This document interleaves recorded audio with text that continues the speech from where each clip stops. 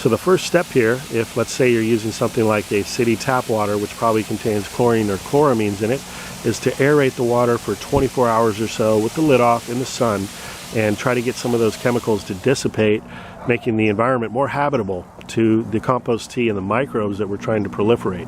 Now, if you're using a high quality rainwater or a well water, you can forego this step. Go straight to brewing.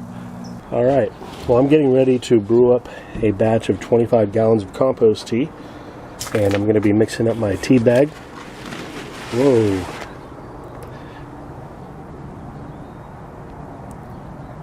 Worm bin is doing excellent, you might say. Some of these guys are moving pretty slow. I'm just going to encourage it a bit by disturbing the surface with my cultivating tool.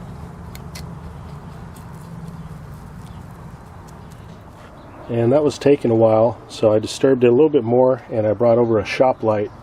That light is going to help encourage those worms to dive down. So what I'm doing now is just going over the top and scraping the top layer, and I'm filling up this 5-gallon paint bag strainer, and there we go. Alright, so after aerating the water for 24 hours, we're ready to start brewing our compost tea. While I'm getting this done, my wife Alice is over here harvesting some pak choi that's started to bolt. So the plant's expired pretty much at this point. But we're going to let the flowers continue because we're looking to harvest some seeds.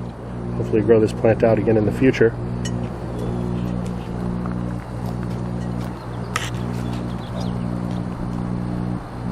But even the more mature leaves on the pak choi are tasty.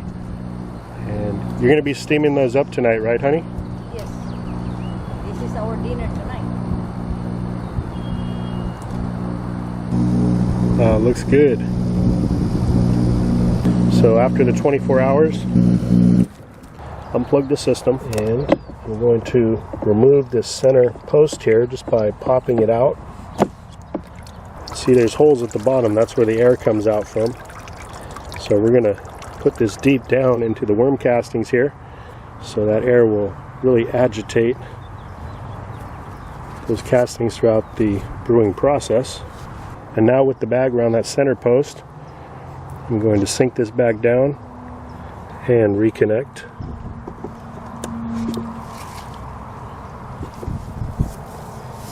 Now I'm going to twist that bag off towards the top there. I'm going to clip that bag off so it stays suspended on the post there. So a good recipe to follow is 2 cups of worm castings for every 5 gallons of water. We are going to be brewing up 25 gallons of water here, so therefore I shot for about 10 cups of worm castings. For your liquid ingredients, which I'll be using some organic liquid kelp and also some unsulfured molasses, you want to put about 2 tablespoons for every 5 gallons of water, which comes to 10 tablespoons for a 25-gallon batch, which comes to about a half a cup of each liquid. So I'm just going to measure out a half cup of each, and we'll add that to the brewer. A little more, a little less, doesn't much matter.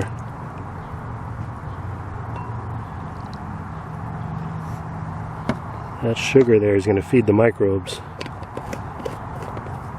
Now, since I started getting serious about brewing my compost tea on site, I started buying my molasses in bulk. This is a Earth Juice High Brix molasses for plants, and I got this online through Amazon. And I can't recall the price, but whatever it is, it's definitely cost effective versus buying smaller containers of molasses. Alright, so let's dump this straight on in. Make sure we get it all in there. Rinse off the measuring cup here. Alright, so now I'm just going to plug back in the air pump, and we're going to let this brew overnight throughout the day tomorrow. And then come tomorrow evening, so about 24 hours after starting this brew, I'm going to be broadcasting this all throughout the garden. And so the follow-up to this video will come tomorrow night. Sure would be happy to have you guys join me for that.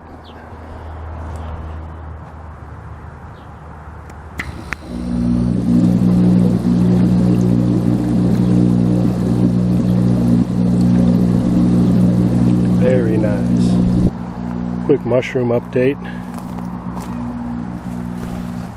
In around 24 hours, Those little groups of mushrooms really grew quite a bit. See them a lot better now.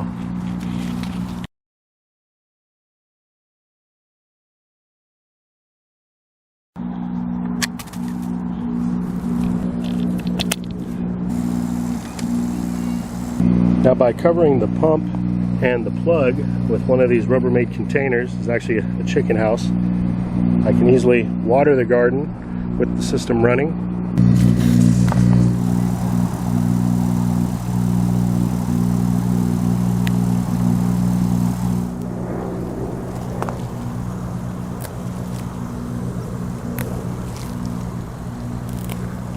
Here, I brought you some parsley from the garden for a garnish.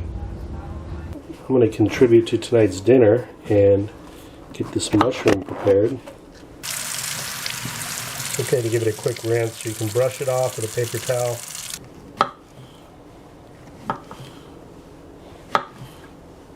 Can add a little bit of avocado oil.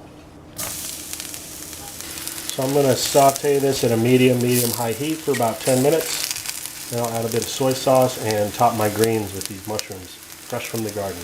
I know, one mushroom, going through all this trouble, but hey, I'm excited. This is my first wine cap mushroom of the season.